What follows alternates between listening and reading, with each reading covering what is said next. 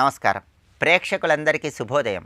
ఈనాటి పావన కార్తీక శుభయోగం శీర్షికన కార్తీక మాసంలో వచ్చే మాస శివరాత్రి సందర్భంగా ఎలాంటి విధి విధానాలు పాటించాలో, తద్వారా ఎలాంటి ప్రయోజనాలు సిద్ధింపజేసుకోవచ్చో పరిశీలిద్దాం. పరమేశ్వరుడికి ఎంతో ప్రీతిపాత్రమైన మాసం కార్తీక మాసం. పరమేశ్వరుడికి ఎంతో ప్రీతిపాత్రమైన తిథి బహుళపక్షం చతుర్దశి తిథి మాస శివరాత్రి. కార్తీక మాసంలో వచ్చే మాస శివరాత్రి నాడు శివారాధన చేసిన, శివాభిషేకం చేసిన, శివస్తోత్ర పఠనం చేసిన పరమేశ్వరుడి సంపూర్ణమైన అనుగ్రహం కలిగి అష్టైశ్వర్యాలు భోగభాగ్యాలు సిద్ధింపజేసుకోవచ్చు. కార్తీక మాసంలో శివాలయంలో దీపం వెలిగించిన, దీపదానం ఇచ్చిన అద్భుతమైన ఫలితాలు కలుగుతాయి. అందులోనూ కార్తీక మాసంలో వచ్చే మాస శివరాత్రి కాబట్టి ఈరోజు ఖచ్చితంగా శివాలయానికి వెళ్ళి శివాలయ ప్రాంగణంలో నందీశ్వరుడి దగ్గర దీపాలు వెలిగించండి. పరమేశ్వరుడి సన్నిధిలో శివలింగానికి అతి సమీపంలో దీపాలు వెలిగించండి. అలాగే గోపుర ద్వారం దగ్గర దీపాలు వెలిగించండి. శివాలయ ప్రాంగణంలో దీపమాలికను ఏర్పాటు చేయండి. అంటే దీపాలన్నీ కూడా ఒక పుష్పమాలిక ఆకారంలో వచ్చేలాగా దీపమాలికను ఏర్పాటు చేయండి. కార్తీక మాస శివరాత్రి సందర్భంగా ఇలా శివాలయంలో ప్రత్యేకమైన విధంగా దీపాలు వెలిగిస్తే పరమశివుడి సంపూర్ణమైన అనుగ్రహం కలుగుతుంది. అలాగే శివాలయ ప్రాంగణంలో దీపాలు వెలిగించిన తర్వాత పరమేశ్వరుని స్మరించుకుంటూ దీపదానం చేయండి. దానివల్ల ఉత్తమ ఫలితాలు కలుగుతాయి. శివస్తోత్రాలు ఉన్న పుస్తకాలు కానీ, విభూతి పండు కానీ ఇలాంటివి శివాలయ ప్రాంగణంలో దానం ఇచ్చినా ఉత్తమ ఫలితాలు కలుగుతాయి. కార్తీక మాసంలో వచ్చే మాస శివరాత్రి సందర్భంగా ప్రదోష కాలంలో మహాన్యాసపూర్వక ఏకాదశి రుద్రాభిషేకం చేయించుకోండి. మహాన్యాసపూర్వక ఏకాదశి రుద్రాభిషేకం చేయించుకోవటం వీలు కాకపోతే మీ గృహంలో శివలింగానికి అభిషేకం చేసుకుంటూ ఓం నమో భగవతే రుద్రాయ అనే మంత్రాన్ని వీలైనన్ని సార్లు పఠించండి. ఆర్థిక ఇబ్బందులు ఉన్నవాళ్ళు శ్రీం శివాయ నమః అనే మంత్రాన్ని పఠించండి. గ్రహదోషాలు పోగొట్టుకోవాలంటే ఓం నమో భగవతే రుద్రాయ అనే మంత్రాన్ని పఠించుకోండి. ఇలా మంత్రజపం చేస్తూ ప్రదోష కాలంలో శివాభిషేకం చేస్తే పరమశివుడి సంపూర్ణమైన అనుగ్రహం కలుగుతుంది. శివాలయంలో చండీ ప్రదక్షిణకు చాలా శక్తి ఉంది. శివాలయంలో శివుడికి అభిషేకం చేసిన జలం మొత్తం కూడా బయటికి వచ్చే మార్గాన్ని సోమసూత్రం అంటారు. ఈ సోమసూత్రం దాటకుండా ధ్వజస్తంభం దగ్గర ప్రారంభించి సవ్య అపసవ్య దిశలలో శివాలయంలో చేసే ప్రదక్షిణను చండీ ప్రదక్షిణ అంటారు. ఒక్కసారి చండీ ప్రదక్షిణ చేస్తే 30,000 సార్లు మామూలు ప్రదక్షిణలు చేసిన ఫలితం కలుగుతుందని ప్రామాణిక గ్రంథాల్లో చెప్పారు. కార్తీక మాసం మాస శివరాత్రి చాలా శక్తివంతమైన రోజు కాబట్టి ఖచ్చితంగా ఈరోజు శివాలయంలో చండీ ప్రదక్షిణ చేయండి.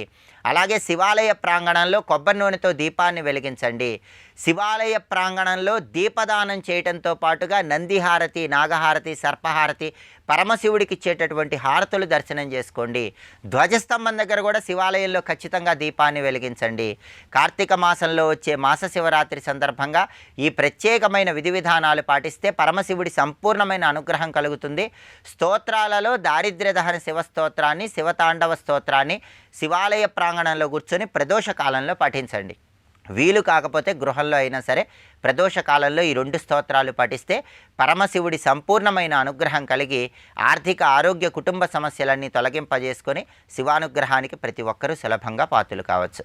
రేపటి పావన కార్తీక శుభయోగం శీర్షికన కార్తీక మాసంలో వచ్చే శనివారము బహుళ చతుర్దశి సందర్భంగా ఎలాంటి విధి విధానాలు పాటించాలో, తద్వారా ఎలాంటి ప్రయోజనాలు సిద్ధింపజేసుకోవచ్చో పరిశీలిద్దాం. నమస్కారం.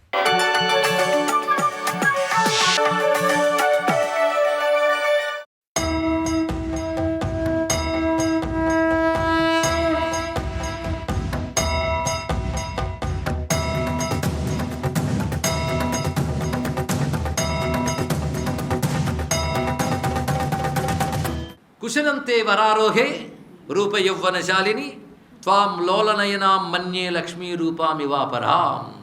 నిన్ను చూస్తూ ఉంటే లక్ష్మీదేవి ఈ రూపంతో వచ్చిందా అని నాకు అనిపిస్తున్నది. ఎందుకంటే చూడ లక్షణాలు. అమ్మవారికి పద్మ అని పేరు, అంటే ఈవిడ పేరు ఇంకా తెలియనట్టే. పద్మాననాం పద్మగంధాం పద్మనేత్రాం కరాంబుజే కమలం కాలయం తీంత్వాం లక్షయామి పరాం శ్రియం. లక్షణాలన్నీ చూస్తుంటే లక్ష్మీదేవి అనిపిస్తున్నది ఇక్కడ. పైగా సర్వలోకంలో రూపలావణ్య సంపదంతా కలిసి ఒక రూపం ధరించిందా అన్నట్లున్నావు అని పలకగానే కష్టం కస్మాదాగతోసి కథం మాం సుఖరూప దృక్. నువ్వెవరు, ఎక్కడి నుంచి వచ్చావు, చిలక రూపంలో ఇన్ని మాట్లాడుతున్నావు అంటే నువ్వు సామాన్యపు చిలక కాదు, దేవతో దానవ జాతికి చెందిన దానవు అయి ఉంటావు అనిపిస్తున్నది. అంటే సర్వజ్ఞోహం అన్నది ఇక్కడ పేరు కూడా అది. సర్వజ్ఞోహం కామగామి, ఎక్కడికైనా వెళ్ళగలను, సర్వశాస్త్రార్థతత్వవిత్, సర్వశాస్త్రములు తెలిసిందాన్ని, దేవగంధర్వ భూపానాం సభాసు పరిపూజిత, నన్ను దేవగంధర్వ రాజ్యసభల్లో పూజిస్తూ ఉంటారు సుమా. చరామి స్వేచ్ఛయాఖ్యే, ఆకాశంలో స్వేచ్ఛగా తిరుగుతాను. త్వామీక్షణార్థమిహాగత, నిన్ను చూడాలని వచ్చాను. పైగా నువ్వు చక్కటి కళతో తేజరిల్లుతున్నా కానీ ముఖంలో దైన్యం ఉంది. ఈ దైన్యం దేనివల్ల ఉన్నదా అని తెలుసుకోవాలనుకున్నాను. ఎందుకంటే సాధారణంగా యువరాణి అనేటప్పుడు చెరికత్తెలతో తిరుగుతూ కబుర్లాడుతూ ఉండాలి. అలా నీలో నవ్వులు లేవు, కబుర్లు లేవు, చక్కటి ఆభరణాలు వేసుకుని అలంకారాలు వేసుకోవడం కూడా కనిపించట్లేదు. హాస్యాలాప సఖీ సంగ దేహాభరణ వర్జితాం విలోక్య అహం దీనచేత పృచ్ఛామి శ్రోతి వీరిత. ఈ విధంగా దీనంగా ఎందుకున్నావు అని అంటే, పైగా ఎంత చక్కటి వర్ణన చేస్తుందో మొత్తం ఈ చిలుక. ఆమె రూపవర్ణన చాలా చెప్పారు ఇక్కడ. అంతా చేస్తే నీ మాటలు వింటుంటే చాలా సంతోషం కలుగుతుంది. పైగా నువ్వు ఇన్ని మాట్లాడుతున్నావు నా గురించి, ఎందుకు ఇలా ఉన్నావు, అలంకారాలు లేవు, మంచి మంచి వస్త్రాలు కట్టుకోవట్లేదు, దీనంగా ఉన్నావు అని ఎందుకు అంటున్నావంటే, దైవం ప్రతికూలంగా ఉన్నప్పుడు రూపము, వంశము, ధనము ఎన్నున్నా ఏం ప్రయోజనం చెప్పు. నాకు అంత ప్రతికూలంగా ఉన్నది, నేను చేసిందంతా నిష్ఫలమైపోయింది. ఎందుకంటే నేను మొదటి నుంచి చిన్నప్పటి నుంచి నాకు తెలిసింది ఒక్కటే, బాల్య పౌగండ కేశవరే హరసేవాంకరోమ్యం. నా బాల్యంలో, కౌమారంలో, ఇప్పుడు ఈ దశలో, అన్ని దశల్లో చిన్నప్పటి నుంచి శివసేవ చేసుకుంటూ ఉన్నటువంటి దానం నేను. తేన పూజా విధానేన తుష్టో భూత్వా మహేశ్వర, నా పూజకు సంతోషించి పార్వతీ సేతుని ప్రత్యక్షమై విష్ణుమూర్తినికి పతి కాగలడు అని చెప్పాడు. నేను అప్పటి నుంచి విష్ణువుని పూజ చేస్తూ ఉన్నాను, కానీ నాకు విష్ణు అనుగ్రహం ఇంకా కలగలేదు అని చెప్తే, విష్ణు పూజ చేస్తున్నావా, ఎలా చేస్తావో వివరిస్తావా అని అడిగింది ఇక్కడ. అప్పుడు విష్ణు పూజ నాకు శివుడు ఎలా చెప్పాడు అన్న విషయాన్ని చెప్తుందండి ఇక్కడ. అద్భుతమైన అంశం. అంటే శివుడి ద్వారా విన్న విష్ణు పూజా విధానం ఏది పద్మావతి చేస్తున్నదో దాన్ని ఇక్కడ వివరిస్తున్నాడు వ్యాస భగవానుడు. అంటే అర్థం విష్ణు పూజా విధానం. ఆవిడ తాదాత్మ్యం చేసి చెప్తోంది, అడిగిన వెంటనే ఎలా పూజిస్తాననేది. మనం కూడా తాదాత్మ్యంగా వింటే మనం అందరం ఇప్పుడు విష్ణు పూజ చేసుకోవచ్చు. వాళ్ళు అత్యద్భుతమైన ఘట్టం అండి ఇక్కడ.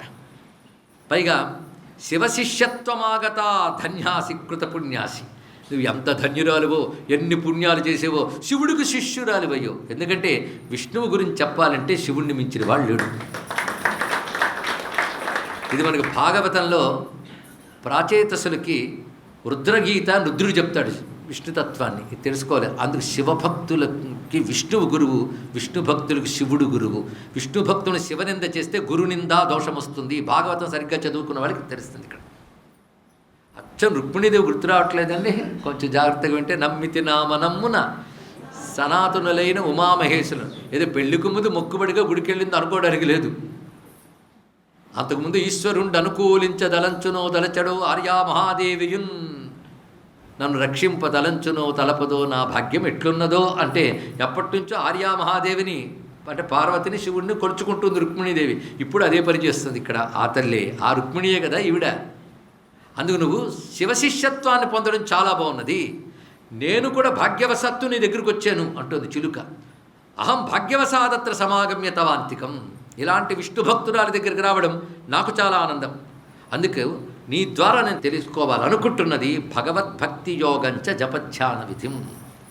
భగవద్భక్తి యోగం అంటే ఏమిటి, జపధ్యాన విధం, జపం ఎలా చేయాలి, ధ్యానం ఎలా చేయాలి, ఇది నాకు తెలుసుకోవాలనుకుంటున్నాను అంటే. ఈ పురాణవేత్త ఎన్ని చెప్తున్నాడో చూడండి ఇక్కడ. శ్రీ విష్ణోరచనం పుణ్యం. ఆహా, మంచి ప్రశ్న వేశావు. మా లాంటి వాళ్ళకి ఇలాంటి ప్రశ్నలు వేస్తే సంతోషం ఇక్కడ.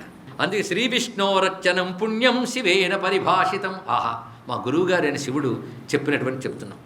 శ్రద్ధయా అనుష్ఠితస్య శృతస్య గదితస్య చ.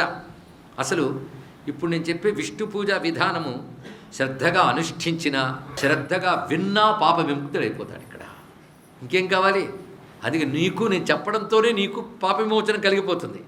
సత్యపాపహరం, ఎప్పుడో కాదు, విన్న వెంటనే. ఎలాంటి పాపాలైనా పోతే గురుగో బ్రహ్మఘాతినా, ఎలాంటి పాపములు చేసిన వాడైనా ఈ విష్ణు పూజా విధానం వింటే చాలా సంతోషిస్తారు. జాగ్రత్తగా విను ఓ చిలుక అని. కీర యథోతితం సమాహితేన మనసాశ్రును. ఇదో ఎటో మనసు పెట్టి వెనుక సుమా, ఏకాగ్రచిత్తత్వ విను. ప్రాచీముఖ, ప్రొద్దున లేచి కృత్వా యథోక్త కర్మాన్ని పూర్వాన్నే స్నానకృత్యుచి, పూర్వాన్నంలో ప్రాతకాలంలో స్నానాదులు చేసి శుచిగా ఉంటూ చేతులు కాళ్ళని కూడా ప్రక్షాళనం చేసుకుని ప్రాచీముఖ తూర్పు వైపు తిరిగి ఆచమనాదులు చేసి సాంగన్యాసం ప్రకల్పయేత్. న్యాసం చేసుకోవాలి అంటే భగవన్నామ మంత్రమని పెట్టుకోవాలి. భూతశుద్ధిం ప్రాణాయామం ద్వారా జరిగేది భూతశుద్ధి. భగవన్నామములతో ప్రాణాయామం చేస్తే జరిగేది భూతశుద్ధి. అది ఆయా ఉపాసనా విధానాల్లో ఆయా పద్ధతుల్లో ఉంటాయి. ఇక్కడ భూతశుద్ధిం తత అర్ఘ్యస్య స్థాపనం విధివచ్చరేత్. స్వామికి పూజించవలసిన కలశము, అర్ఘ్యపాద్యాది పాత్రలు అక్కడ సిద్ధం చేసుకుని కేశవాది నామములతో శరీరమందు న్యాసం చేసుకుని తత కేశవకృత్యాది న్యాసేన తన్మయో భవేత్. న్యాసం ఎందుకంటే తన్మయత కోసం. సాధకులు పనికొచ్చే విషయం ఇక్కడ. న్యాసము తన్మయత కోసం. న్యాసం అంటే భగవద్భావాన్ని శరీరమందు ఉంచుకొనుట. దానివల్ల తన్మయత్వం ఏర్పడుతుంది.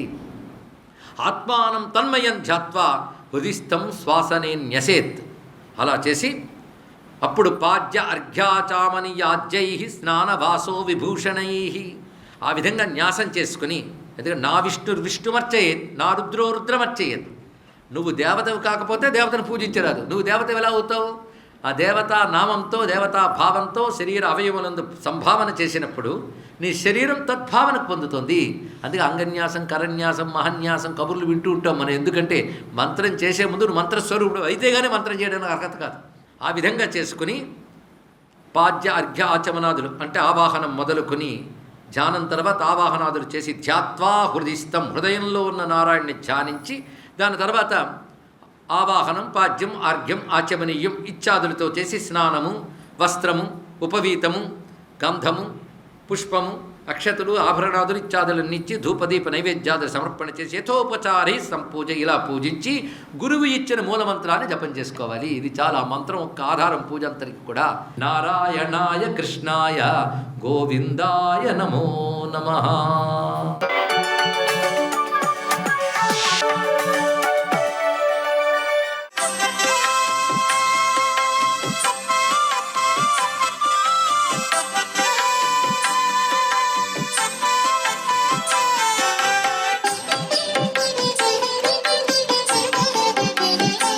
వందే శంభుమాపతిం సురగురుం వందే జగత్కారణం వందే పన్నగభూషణం మృగధరం వందే పశూనాం పతిం వందే సూర్యశశాంకవక్నినయనం వందే ముకుందప్రియం వందే భక్తజనాశ్రయం చ వరదం వందే శివం శంకరం. హరహర మహాదేవ. శ్రీ కార్తీక దామోదరాయ నమః. ఈ కార్తీక మాసంలో అత్యంత ప్రీతికరమైనటువంటి మాస శివరాత్రి ఈరోజు. పరమేశ్వరుడికి ప్రీతికరమైనటువంటిది ఈ మాసం. అటు పరమేశ్వరుడు, ఇటు శ్రీహరి ఇరువురు కూడా మనందరినీ కూడాను చక్కగా అనుగ్రహించేటువంటి దివ్యవంతమైనటువంటి ఈ మాసంలో స్నానం, దీపం, దానం, ఉపవాసం ఇవన్నీ ఆచరిస్తూనే పితృదేవతలకు ఈ యొక్క వంశం ఉద్ధరించడానికి కూడా వారిని కూడా తలుచుకుంటూ వివిధ రకాలైన దానాలు గనక కార్తీక మాసంలో చేసటం వల్ల అద్వితీయమైనటువంటి ప్రభావాన్ని మనం సాధించడానికి ఆస్కారం ఉంటుంది. అభిషేక ప్రియ శివ అన్నారు కాబట్టి ఈ మాస శివరాత్రి నాడు తప్పనిసరిగా అభిషేకార్చన నిర్వహించి తీరాలి. శివుణ్ణి తెల్లని వెన్నపూసతో అభిషేకం చేస్తే మనకు మనోవికాసం కలుగుతుంది అని చెప్పేసి శాస్త్రం. యాపిల్ పండు రసంతో గనక అభిషేకం గనక చేసినట్లయితే తీవ్రతరమైనటువంటి బాధలన్నీ కూడాను నివారించబడతాయి అంటుంది శివ మహాపురాణం. అలాగే పంచదార, నల్లమట్టి కలిపి లింగాకారంలో తయారు చేసి కనుక పూజ చేస్తే వాగ్దేవి కరుణ వచ్చి తీరుతుంది సుమా. అంటే వాగ్ధాటి పెరిగి తీరుతుంది ఈ కార్తీక మాసంలో. బిల్వదళాలు, రుద్రాక్ష నీటిలో వేసి అభిషేకం చేస్తే ధనప్రాప్తి అనేటువంటిది తప్పనిసరిగా కలిగి తీరుతుంది. ప్రతినిత్యం కూడా కార్తీక మాసంలో ఒక రుద్రాక్ష, ఒక మారేడు దళం నీటిలో వేసి హరహర మహాదేవ అంటూ శివుని పైన అభిషేకార్చన కనుక చేసినట్లయితే చాలా చక్కటి యోగవంతమైన ధనప్రాప్తి యోగం సిద్ధిస్తుంది అందరికీ కూడా. అంతేకాదు శివునికి గనక ఈ కార్తీక మాసంలో దవనం గనక సమర్పించినట్లయితే సర్వ సంపదలు కలిగి తీరుతాయి అంటోంది లింగ పురాణం. సర్వే జనా సుఖినో భవంతు.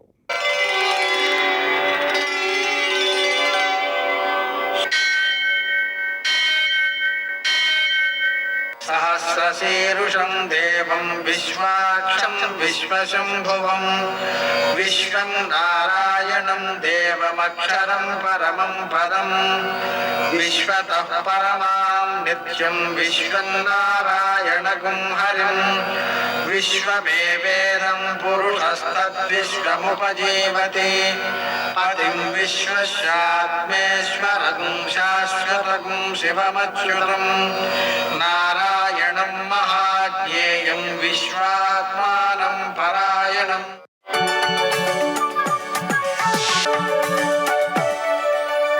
సూర్యశౌర్యమథేందురింద్రపదవీ సన్మంగళం మంగళం.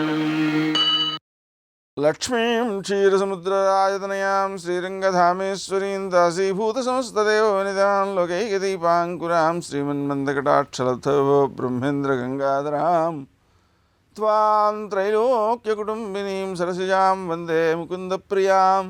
నేటి కాలమాన విశేషాలను గమనిద్దాం. స్వస్తి శ్రీ చంద్రమాన క్రోధినామ సంవత్సరం దక్షిణాయనం శరదృతువు కార్తీక మాసం కృష్ణపక్షం శుక్రవారం. సూర్యోదయం 6:32 సూర్యాస్తమయం 5:36.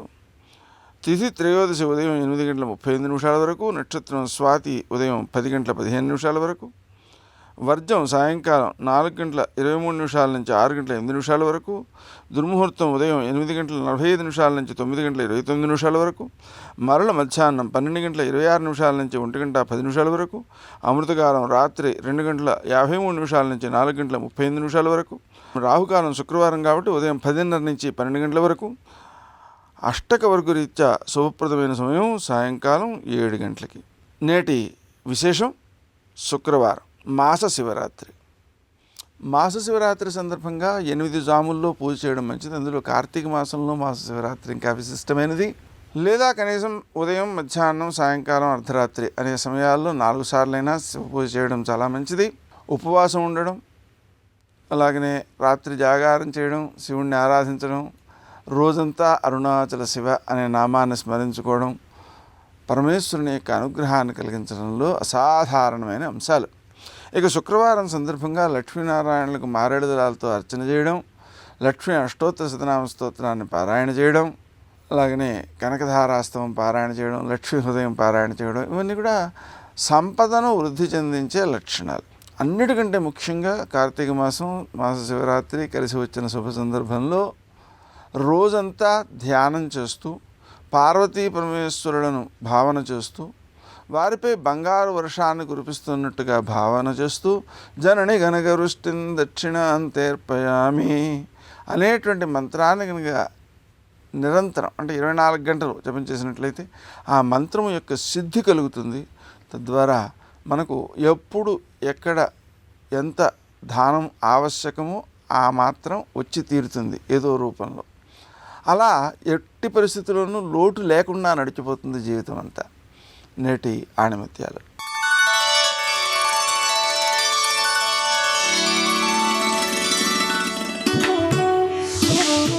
విషాన్ని ఎన్నిసార్లు వడబోసినా అమృతం అవదు.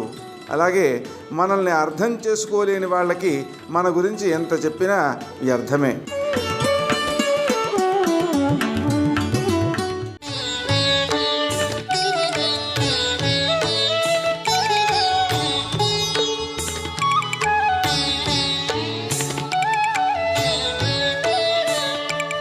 భగవంతుని నువ్వు ప్రేమిస్తున్నాననుకుంటే నీ ప్రేమకి కొన్ని కోట్ల కోట్ల రెట్లు ఎక్కువ ప్రేమ పరమేశ్వరుడిది. ఈ తత్వము నీకు అవగాహన అయిన నాడు భగవంతునికి నీకు ఉన్న అనుబంధం చేత పూజకి కూర్చున్న స్మరించిన నీకు ఒంట్లో పులకరింతలు వచ్చి చేసినటువంటి పూజకి కారణమవుతుంది. అది దామోదర తత్వము. కార్తీక మాసానికి దామోదరుడు అధిదేవత అంటే దాని అర్థం నీకు భగవంతునికి ఉండేటటువంటి అనుబంధాన్ని నువ్వు ప్రీతితో స్మరించి సేవించాలి తప్ప యాంత్రికంగా నువ్వు చేసేటటువంటి ఏ పని కూడా నీకు విశేషమైన ఫలితాన్ని కర్మ తెచ్చి పెట్టలేదు. కర్మ తజ్జడం అంటారు రమణ మహర్షి. మీరు చూడండి, మనసు ప్రధానం.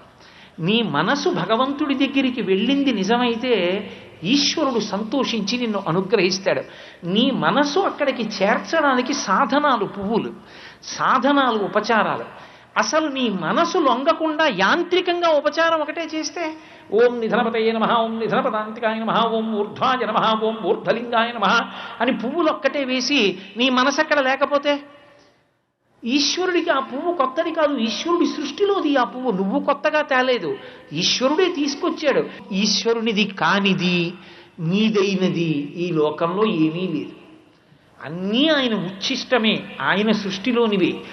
ఆయన సృష్టిలోనివి ఆయనకే ఇస్తున్నప్పుడు మధ్యలో ప్రీతి ప్రేమ అన్నది ఒక్కటి ఉంటే ఆయన పరవశించిపోయి తీసుకుంటాడు.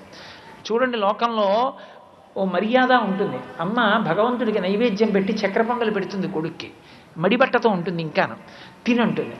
వాడు 2 బాదం పప్పులు, 2 కిస్మిస్ పళ్ళు, 2 జీడిపప్పులు ఏరుకుని తిని 2 ముద్దలు తిని అమ్మ ఎంత బాగుందో చక్కెర పొంగల్ అంటాడు. అమ్మ ఇంత ముఖం చేసుకుంటుంది. బాగుందా నాన్న, తిను అంటాడు. అమ్మ తిను అంటే వాడికి ఏదో ఆలోచన వస్తుంది. కాదు అమ్మ నువ్వు కొంచెం తిను, కొంచెం తిను అంటాడు. అంటే అమ్మ వంగి కొడుకు ఇలా పెట్టిన చక్కెర పొంగలి అందుకుని తింటుంది. అమ్మ బాగుంది కదూ అంటాడు. చాలా బాగుంది నాన్న అంటుంది. భర్తకి వెళ్ళి ఏం చెప్తుంది? ఏమండి ఇవాళ వాడు చక్కెర పొంగలి బాగుందని పాపం నాకు పెట్టాడండి, పెట్టి వాడు తిన్నాడండి, పర్వాలేదు పరమేశ్వరుడు మనకి మంచి కొడుకుని ఇచ్చాడంటే. చక్కెర పొంగలి వాడు ఏమైనా సంపాదించి తయారు చేసి అమ్మకి పెట్టాడా? అమ్మ పెట్టిన చక్కెర పొంగలిలో తను ఎంగిలి చేసి ముద్ద అమ్మకి పెట్టాడా? అమ్మ పెట్టిన చక్కెర పొంగలిలోని ముద్ద అమ్మకి పెడితే లౌకికంగా కన్న తల్లికే అంత సంతోషం ఉంటే ఇన్ని బ్రహ్మాండములు సృష్టించి ఈ శరీరాన్ని ఇచ్చిన పరమేశ్వరుడు పరమభక్తితో ఆయనకు ఒక్క పువ్వు ఆయన పాదాల మీద వేస్తే మురిసిపోతాడు. లౌకికమైన తల్లికే అంత ప్రేమ ఉంటే పరదేవతకి పరమేశ్వరుడికి ఎంత ప్రీతి ఉంటుంది. ఆయన ప్రీతిని అర్థం చేసుకుని నువ్వు ప్రీతితో నిలబడగలగడం దామోదరుణ్ణి అధిదేవతగా ఆయన తత్వాన్ని అర్థం చేసుకుని భక్తిభావనతో నువ్వు నిలబడడం. దామోదరమావాహయామి అన్నట్లే త్రయంబకమావాహయామి అంటారు. త్రయంబకుడు అంటే త్రయాణం లోకానాం అంబక పిత అని అమరకోశం. 3 కన్నులున్నవాడు త్రయంబకుడు. ఈ జగత్తుకంతటికీ కూడా తల్లి తండ్రి అయినటువంటి వాడు త్రయంబకుడు. నారాయణుడు అన్నప్పుడు ఏదో, త్రయంబకుడు అన్నప్పుడు కూడా అదే. ఆ పరమేశ్వరుడే నీలమేఘశ్యాముడై శంఖచక్ర గదా పద్మములు పట్టుకుంటే స్థితికారుడైన దామోదరుడు. ఆ పరమేశ్వరుడే తెల్లగా మెరిసిపోతూ స్ఫటికమణినిభం పార్వతీశం నమామి అని కూర్చుంటే పరమశివుడు. శాకాంబరీతి శశిశేఖర వల్లభేతి గిర్దేవతేతి గరుడధ్వజ సుందరీతి అంటారు శంకరాచార్యుల వారు. ఎవరికి ఎప్పుడు ఏది ఇవ్వాలో ఆ వేషం పరమేశ్వరుడు కడుతూ ఉంటాడు. నీకు చదువు ఇవ్వాలని నువ్వు అడిగితే వీణ పట్టు కూర్చుంటుంది, డబ్బు ఇవ్వాలని అడిగితే పద్మంలో కూర్చుని అభయహస్తాన్ని చూపిస్తుంది. నీకు శరీర పటుత్వం కావాలి అని నువ్వు అడిగితే ఆమె రుద్రాణీ స్వరూపిణి అయి నీ ముందు కూర్చుంటుంది. నీకు ఏది ఇవ్వాలని నువ్వు కోరుకున్నావో దానికి అనుగుణమైన రూపంలో ఆవిడ కూర్చుంటుంది. సర్వం శ్రీ ఉమామహేశ్వర పరబ్రహ్మార్పణమస్తు. స్వస్తి.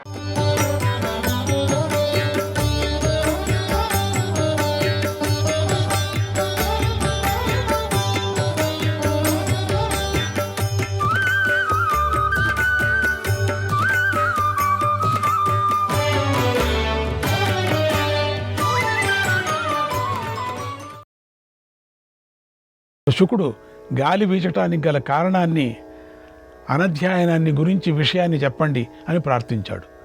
వ్యాసుడు ఇలా చెప్పాడు, నాయన ఇది విష్ణుదేవుడి నిశ్వాస వాయువు.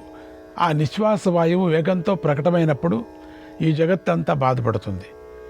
ఇందువల్ల బ్రహ్మవేత్తలైన వారు తీవ్రంగా వాయువుని వీచే సమయంలో వేదాన్ని చదవకూడదు. వేదాలు కూడా భగవంతుడివి నిశ్వాసాలై ఉన్నాయి. ఆ సమయంలో వేదపారాయణం చేస్తే వాయువు వల్ల వాయువుకు భయం కలుగుతుంది, వేదం కూడా కలత చెందుతుంది. ఇది అనధ్యాయ విషయం. ఇది అనధ్యాయం అంటే దీన్నే చెప్పడం అని వ్యాసుడు మళ్ళీ పుత్రునితో ఇక వేదాధ్యాయం ప్రారంభించు అని ఆకాశగంగ వైపుకు వెళ్ళాడు అన్నాడు భీష్ముడు. ఆకాశగంగ వైపుకు. కృష్ణాయ పరమాత్మనే నమః. 329వ అధ్యాయం. భీష్ముడికి ఇలా చెబుతున్నాడు, ఓ ధర్మరాజా, వ్యాస మహర్షి వెళ్ళిన తర్వాత ఆ ఆశ్రమం శూన్యంగా ఉంది. అప్పుడు వేదాన్ని చదువుకుంటున్న శుకుడి వద్దకు నారద మహర్షి వేదార్థాన్ని చెప్పాలని వచ్చాడు. శుకుడు ఆయనను పూజించాడు. ఓ మహర్షి, నాకు ఈ లోకంలో మేలు కలిగించేది చెప్పండి అని అడిగాడు. నారదుడు ఇలా చెప్పాడు, నాయన, పూర్వం పవిత్రమైన మనస్సు గల మహర్షులకు సనత్కుమార మహర్షి ఇలా చెప్పాడు, నాస్తి విద్యా సమం చక్షు, నాస్తి విద్యా సమం చక్షు, నాస్తి సత్య సమం తపః, నాస్తి సత్య సమం తపః, నాస్తి రాగమయం దుఃఖం, నాస్తి రాగమయం దుఃఖం, నాస్తి త్యాగ సమం సుఖం, నాస్తి త్యాగ సమం సుఖం. విద్యతో సమానమైన కన్ను వేరే లేదు, సత్యం వంటి తపస్సు లేదు, రాగంతో సమానమైన దుఃఖం లేదు, త్యాగంతో సమానమైన సుఖం లేదు. పాపకార్యం చేయకుండా ఉండాలి, నిరంతరము పుణ్యకార్యాలు చేస్తూ ఉండాలి, సత్పురుషుల్లాగా ప్రవర్తించాలి, సదాచారాన్ని పాటించాలి. ఇవి ఉత్తమమైన శ్రేయస్సును పొందటానికి సాధనాలై ఉన్నాయి. ఈ మానవ శరీరం వల్ల ఏమాత్రము సుఖం లభించదు. సుఖాల పట్ల ఆసక్తుడయ్యేవాడు మోహాన్ని పొందుతాడు. లౌకిక విషయ సంబంధం వల్ల దుఃఖం కలుగుతుంది కనుక అది దుఃఖ విముక్తిని మాత్రం కలిగించదు. శ్రేయస్సు పొందాలనుకునేవాడు నానా విధాలైన ఉపాయాలతో కామక్రోధాలను అదుపు చేసుకోవాలి. ఈ రెండు శ్రేయస్సును నాశనం చేయటానికి ఎప్పుడు సిద్ధంగా ఉంటాయి కూడా. నిత్యం క్రోధాత్తపో రక్షయేత్, నిత్యం క్రోధాత్తపో రక్షేత్, శ్రియం రక్షేచ్చ మత్సరాత్, శ్రియం రక్షేచ్చ మత్సరాత్, విద్యా మానాభ్యాం ఆత్మానం తు ప్రమాదతః, ఆత్మానం తు ప్రమాదతః. మానవుడు ఎప్పుడూ క్రోధం నుంచి తపస్సును కాపాడుకోవాలి, అసూయ నుంచి సంపదను కాపాడుకోవాలి, మానవమానాల నుంచి విద్యను కాపాడుకోవాలి, పొరపాట్లు చేయకుండా తనను తాను కాపాడుకోవాలి. క్రూర స్వభావాన్ని విడిచిపెట్టడం అన్నిటికంటే కూడా ఉత్తమమైన ధర్మం. ఓర్పు అన్నిటికంటే కూడా బలిష్టమైనది. ఆత్మజ్ఞానమే అన్నిటికంటే ఉత్తమమైనటువంటి జ్ఞానం. సత్యాన్ని మించింది ఏదీ లేదు. ఆత్మతత్వం తెలుసుకోవటం, మనస్సు వశం చేసుకోవటం, ఏ వస్తువును కూడబెట్టుకోకపోవటం, సంతోషంగా ఉండటం, కోరికలను చాంచల్యాన్ని విడిచిపెట్టడం ఉత్తమ శ్రేయస్సు పొందటానికి సాధనాలు అన్నాడు సనత్కుమారుడు. ఓ శుక, నువ్వు సంపాదనను వదిలి జితేంద్రుడివి కా. ఇహలోక పరలోకాలలో ఎలాంటి భయము లేనిది, శోకము లేనిది అయిన పదవిని పొందు. సంపాదన అంటే తపస్సంపాదన అని అనటం. ఏ కోరికలు లేకపోవటంతో. పట్టుపురుగు తన శరీరంలో వచ్చే దారాలతో తనను కప్పేసుకుంటుంది. అలాగే నువ్వు కూడా అజ్ఞానం వల్ల నీలో నుంచి కలిగేటువంటి సంబంధం అనేటువంటి బంధంతో నిన్ను నువ్వు బంధించుకుంటున్నావు. ఆ విషయాన్ని తెలుసుకోలేకపోతున్నావు. మోహం వల్ల కలిగే నానావిధ కష్టాలను జ్ఞానబలంతో అతిక్రమించవచ్చు. అలాగే లోక వ్యవహారంలో కలిగేటువంటి ఆటంకాలను వికసించిన బుద్ధితో దాటవచ్చు. నువ్వు సర్వజ్ఞుడువు కనుక సర్వబంధాల నుండి విముక్తుడువు కా. జ్ఞానులందరూ బంధాలను ఛేదించుకొని అనంత సుఖాన్ని ఇచ్చే సిద్ధిని పొందారు. నువ్వు కూడా దానినే పొందు అని శుకుడికి బోధించాడు నారద మహర్షి. శ్రీకృష్ణాయ పరమాత్మనే నమః. 330వ అధ్యాయం. నారదుడు శుకుడికి ఇలా చెప్తున్నాడు. శుక, శోకస్థాన సహస్రాణి, శోకస్థాన సహస్రాణి, భయస్థాన శతాని చ, భయస్థాన శతాని చ దివసే దివసే మూఢం దివసే దివసే మూఢం ఆవిశంతిన పండితం ఆవిశంతిన పండితం. వేల కొద్దీ శోక కారణాలు, వందల కొద్దీ భయ కారణాలు ప్రతిరోజు మూఢుడికే కలుగుతాయి, కానీ పండితుడికి కలగవు. కనుక అవి పోగొట్టుకోవటం కోసం నా ఉపదేశాన్ని విను. మానవుడికి ఆసక్తి కలిగే చోట దోషం ఉందని గ్రహించాలి. అది అప్రియాన్ని కలిగిస్తుందని తెలుసుకోవాలి. ఇలా చేస్తే త్వరగా విరక్తుడవుతాడు. గడిచిపోయిన వాటిని గురించి శోకించకూడదు. అలా శోకించిన వాడికి ఏ ప్రయోజనము కలగదు, ధర్మము కలగదు, కీర్తి కలగదు, పైగా శోకం మాత్రం వదలదు. అనిత్యం యౌవనం రూపం జీవితం ద్రవ్య సంచయ జీవితం ద్రవ్య సంచయ ఆరోగ్యం ప్రియ సంవాస ఆరోగ్యం ప్రియ సంవాస గ్రధ్యే తత్ర న పండితః గ్రధ్యే తత్ర న పండితః. యవనం, రూపం, జీవితం, సంపదలు, ఆరోగ్యం, ఆత్మీయులతో కలిసి ఉండటం అనేవంతా అనిత్యాలు. బుద్ధిగల పండితుడు వాటిల్లో ఆసక్తుడై ఉండరాదు. దేశం మొత్తానికి కలిగిన దుఃఖం గురించి ఒక్కడే చింతించకూడదు, దిగులు పడకూడదు. ఆ ఆపద నుంచి బయటపడటానికి మార్గం కనిపిస్తే దుఃఖాన్ని విడిచి దాని నుంచి బయటపడాలి. సుఖాన్ని కానీ దుఃఖాన్ని కానీ రెండిటినీ విడిచేవాడు అక్షయ పరబ్రహ్మను పొందుతాడు. పండితులు అతడి గురించి చింతించరు కూడా. ఆధ్యాత్మ విద్యలో ఆసక్తి కలవాడు, ప్రీతి గలవాడు, కోరికలు లేనివాడు, భోగాశక్తి లేకుండా సంచరించేవాడే సుఖపడతాడు అని శుకుడికి బోధించాడు నారద మహర్షి. శ్రీకృష్ణాయ పరమాత్మనే నమః. 331వ అధ్యాయం. నారద మహర్షి శుకుడితో ఇలా అన్నాడు, నాయనా, మానవుడికి సుఖం దుఃఖంగా తోచినప్పుడు, దుఃఖం సుఖంగా తోచినప్పుడు బుద్ధి ఉత్తమ నీతి పురుషార్థము రక్షించవు. కనుక మానవుడు జ్ఞానప్రాప్తి కోసం ప్రయత్నించాలి. ప్రయత్నాన్ని చేసేవాడెప్పుడు దుఃఖాలను పొందడు అని బోధించాడు. ఆ మాటలు విని శుకుడు బాగా ఆలోచించాడు. కానీ ఒక నిశ్చయానికి రాలేకపోయాడు. భార్యాపుత్రుల జంజాటంలో పెళ్లి చేసుకొని సంసారంలో మునిగితే అన్ని కష్టాలే లభిస్తాయి. విద్యాభ్యాసం కూడా ఎంతో కష్టంగా ఉంటుంది. అడ్డంకులు ఎన్నో ఏర్పడతాయి. కనుక అతి కొద్ది శ్రమంలో మహాఫలాన్ని కలిగించే సాధనమేమిటి, శాశ్వతమైనటువంటి స్థానమేమిటి అని శుకుడు 2 గడియాల కాలం ఆలోచించాడు. భూత భవిష్యత్తులను తెలుసుకొని కళ్యాణకరమైనటువంటి పరమగతిని నిశ్చయించుకున్నాడు. తర్వాత నారద మహర్షి అనుమతి తీసుకొని తండ్రి వద్దకు వెళ్ళాడు.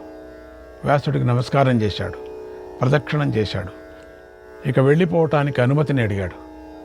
వ్యాసుడు శుకుడి మాటలు విని సంతోషించి ఇలా అన్నాడు, నాయనా, ఈరోజు ఇక్కడే ఉంటు, నిన్ను కన్నులారా చూసుకుంటానన్నాడు. కానీ శుకుడు మమకారాన్ని వదిలేశాడు. అపేక్ష లేనివాడు అయ్యాడు. తత్వ విషయంలో సందేహాన్ని తొలగించుకున్నాడు. మోక్షం గురించే ఆలోచిస్తూ వెళ్ళటాన్ని గట్టిగా నిశ్చయం చేసుకున్నాడు. తండ్రి అయినటువంటి వ్యాసుడిని ఆశ్రమంలోనే విడిచిపెట్టి నడుచుకుంటూ కైలాస శిఖరానికి వెళ్ళాడు. శ్రీకృష్ణాయ పరమాత్మనే నమః. 332వ అధ్యాయం. భీష్ముడు ధర్మరాజుకు ఇలా చెప్తున్నాడు, ఓ రాజా, శుకయోగి కైలాస పర్వత శిఖరాన్ని ఎక్కి గడ్డి కూడా లేని ఒక చదువైనటువంటి చోట కూర్చున్నాడు. శాస్త్రానుసారం విధి ప్రకారంగా కాలి నుండి తలదాకా ఉన్న అవయవాలలో క్రమంగా ఆత్మధారణ చేశాడు. జ్ఞాని అయిన శుకుడు సూర్యోదయం కావటంతోనే కాళ్ళు చేతులను ముడుచుకున్నాడు. వినయంగా తూర్పు దిక్కు వైపు ముఖం ఉంచి కూర్చున్నాడు. యోగాన్ని అవలంబించాడు. అప్పుడు అక్కడ ఏ పక్షులు లేవు, ఎలాంటి శబ్దము లేదు, చూపును ఆకర్షించే ఏ దృశ్యము లేదు. అప్పుడు శుకుడు సర్వసంగరహితమైనటువంటి ఆత్మదర్శనం మాత్రమే చేశాడు. ఆ పరతత్వ దర్శనంతో శుకుడు బిగ్గరంగా నవ్వాడు. ఆయన మళ్ళీ యోగాన్ని అవలంబించాడు. మోక్ష మార్గం అవలంబించడం కోసం మహాయోగేశ్వరుడై ఆకాశంలోకి ఎగరాలని సిద్ధమయ్యాడు. తర్వాత నారద మహర్షి వద్దకు వెళ్ళి ఆయనకు ప్రదక్షిణం చేశాడు. తన యోగ విషయాన్ని ఆయనకి ఇలా చెప్పాడు, ఓ మహర్షి, నాకు మోక్ష మార్గం కనిపించింది. ఇక మీ దయతో నాకు కావలసిన గతిని నేను పొందుతాను అన్నాడు. నారదుడి ఆజ్ఞను పొంది శుకుడు యోగాన్ని ఆచరించి ఆకాశంలో ప్రవేశించాడు. కైలాస శిఖరం నుంచి పైకెగిరి వెంటనే ఆకాశంలోకి వెళ్ళాడు. జ్ఞానంతో వాయురూపాన్ని ధరించి అంతరిక్షంలో శుకుడు విహరించాడు. గరుత్మంతుడిలో సమానంగా కనిపించాడు. పైకి వెళుతున్నటువంటి శుకుడు వాయువేగాన్ని కలిగి ఉండటాన్ని సమస్త ప్రాణులు చూశారు. తన తేజస్సుతో ఆకాశాన్నంతా నింపుతూ వస్తున్న శుకుడిని చూసి అప్సరసులు ఎంతో ఆశ్చర్యపోయారు. అన్ని దిక్కులు ఉన్నటువంటి దేవతలు శుకుడికి నమస్కారం చేస్తూ చూశారు. అప్పుడు శుకుడు వారిని చూసి ఇలా అన్నాడు, ఓ దేవతలారా, నా తండ్రి నన్ను పిలుస్తూ ఇటుగా వస్తే జాగ్రత్తగా నా బదులుగా మీరే మాట్లాడండి, మీరే బదులు చెప్పండి. నా పైన ప్రేమ ఉన్న వారందరూ నా ఈ మాటను అంగీకరించండి అన్నాడు. అప్పుడు శుకుడి మాటలు విని అడవులు, అన్ని దిక్కులు, సముద్రాలు, నదులు, పర్వతాలు, వాటి అధిష్టాత్ర దేవతలు అన్ని వైపుల నుంచి ఇలా సమాధానం చెప్పారు. ఓ శుభయోగి, నీ తండ్రి అయిన వ్యాస మహర్షి నిన్ను పిలిచినప్పుడు మేమే సమాధానం చెబుతాం అన్నారు. కృష్ణాయ పరమాత్మనే నమః. 333వ అధ్యాయం. భీష్ముడు చెబుతున్నాడు, ఓ ధర్మరాజా, ఈ మాట చెప్పి శుకుడు సిద్ధిని పొందాలని ముందుకు వెళ్ళాడు. బుద్ధిమంతుడైన ఆయన 4 రకాల దోషాలను, 8 విధాల తమోగుణాన్ని, 5 రకాలైన రజోగుణాన్ని వదిలి సత్వగుణాన్ని కూడా విడిచిపెట్టాడు. ఇది ఒక అద్భుత విషయం. సత్వగుణం కూడా సుఖజ్ఞాన సంపదంతో బంధమే అవుతుంది కదా. సంబంధంతో నేను సుఖంగా ఉన్నాను అనే అభిమానం కలుగుతుంది. అది జ్ఞానిని గుణాతీత స్థితికి దూరం చేస్తుంది. కాబట్టి ఇక్కడ సత్వగుణ త్యాగాన్ని కూడా చెప్పారు. శుకుడు ఊర్ధ్వగతిని ఆశ్రయించి బ్రాహ్మీభూతుడయ్యాడు. వ్యాసుడు యోగగతిలో శుకుడు ఉన్న చోటుకి చేరేటప్పటికే బ్రహ్మలోకంలో కలిసిపోయాడు. అంటే పరబ్రహ్మంలో కలిసిపోయాడు. ఆ అలౌకిక కార్యాన్ని చూసి వ్యాసుడు శుకాని పెద్దగా అరుస్తూ దుఃఖించాడు. అప్పుడు సర్వాత్ముడైన శుకుడు జగత్తనంతా ప్రతిధ్వనింపజేస్తూ ఓం అని బదులు పలికాడు. అప్పుడు వ్యాసుడు దుఃఖిస్తూ ఉండగా శివుడు వచ్చి ఓదారుస్తూ ఇలా అన్నాడు, ఓ మహర్షి, నువ్వు పంచభూతాలతో సమానమైన శక్తిశాలి గల పుత్రుడు కావాలని కోరుకున్నావు. అలాగే నా అనుగ్రహంతో నీకు అలాంటి పుత్రుడు పుట్టాడు. అతడు దేవతలకు కూడా పొందటానికి వీలు కాని ఉత్తమ గతిని పొందాడు. అలాంటి వాడి కోసం ఏడవకు. ఈ లోకంలో పర్వతాలు, సముద్రాలు ఉన్నంతకాలం పుత్రుడితో కూడా నీ కీర్తి శాశ్వతంగా ఉంటుంది. ఓ మహర్షి, నా ప్రసాదం వల్ల నువ్వు నీ పుత్రుని లాంటి ఛాయను ఎప్పుడూ చూస్తూ ఉంటావు. ఆ ఛాయ అన్ని వైపులా నీకు కనిపిస్తూనే ఉంటుంది.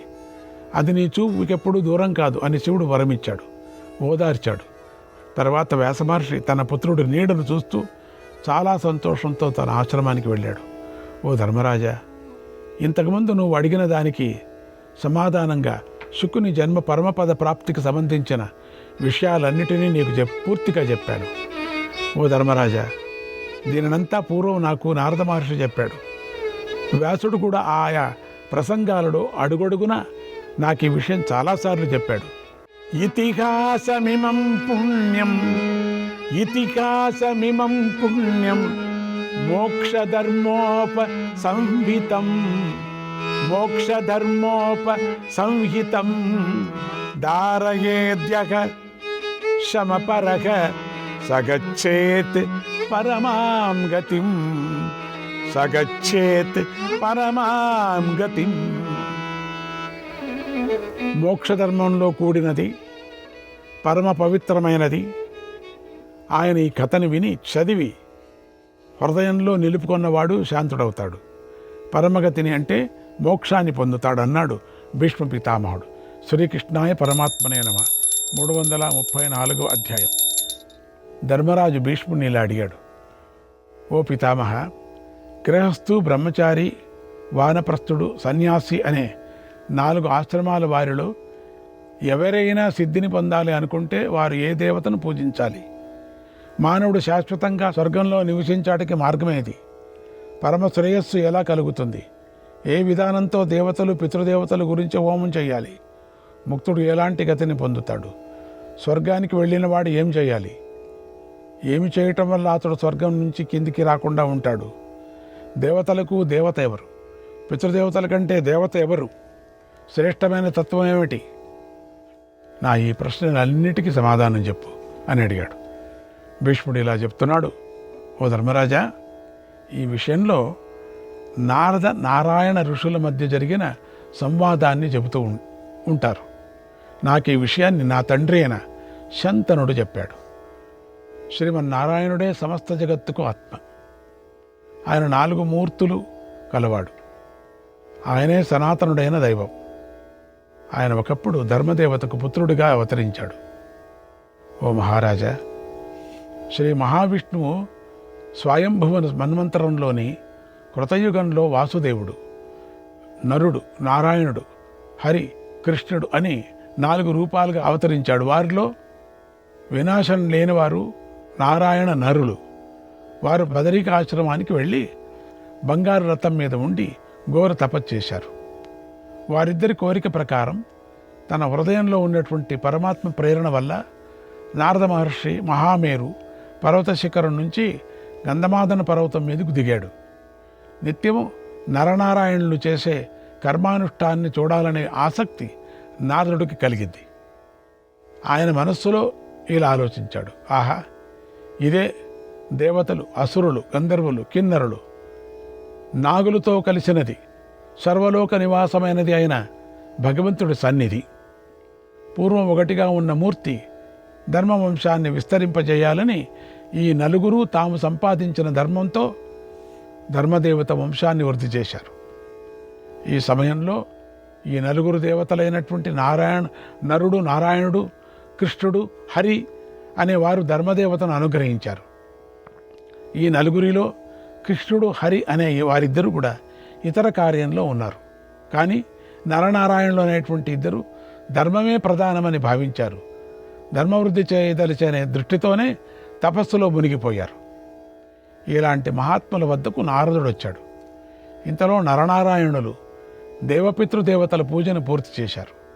తర్వాత నారద మహర్షిని చూసి పూజించారు. వారు శాస్త్రానుసారంగా ప్రవర్తించడాన్ని చూసి నారద మహర్షి వారికి దగ్గరలో కూర్చొని చాలా సంతోషించాడు. తర్వాత నారాయణ మహర్షితో ఇలా అన్నాడు, ఓ దేవా, నీ మహిమ వేదాలలోనూ పురాణాల్లోనూ స్తుతించబడుతోంది. నువ్వు జననం లేని సనాతనుడవు. నువ్వే అందరి మాతాపితృల స్వరూపుడవు. నువ్వే అమృత స్వరూపుడవు. నువ్వే ఈ జగత్తుకంతటికీ తల్లి, తండ్రి, సనాతనమైన ఆచార్యుడువు. అయినా కూడా ఈ రోజున నువ్వు ఏ దేవతను పూజిస్తున్నావో తెలియటం లేదు, ఏ పితృలను పూజిస్తున్నావో కూడా తెలియటం లేదు. నాకెంతో కుతూహలంగా ఉంది, కనుక నువ్వు ఎవరిని పూజిస్తున్నావో చెప్పు అని అడిగాడు. అప్పుడు భగవంతుడైన నారాయణ మహర్షి ఇలా చెప్తున్నాడు, ఓ దేవర్షి, నువ్వు అడిగిన ఈ విషయం నాలోనే దాచుకోవలసిన విషయం. ఇది సనాతన రహస్యం, ఎవరికి కూడా చెప్పకూడదు. అయినా నీ వంటి భక్తుడికైతే తప్పకుండా చెప్పే తీరాలి, కనుక చెబుతున్నాను విను. పరమాత్మయే మా ఉత్పత్తికి కారణం.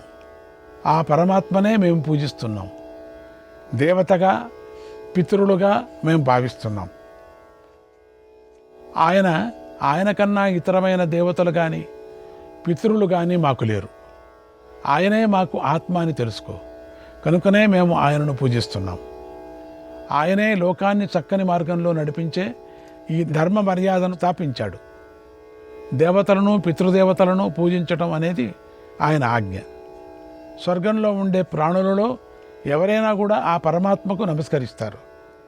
ఆయన అనుగ్రహం వల్లనే ఆజ్ఞానుసారంగానే ఉత్తమ గతిని పొందుతారు.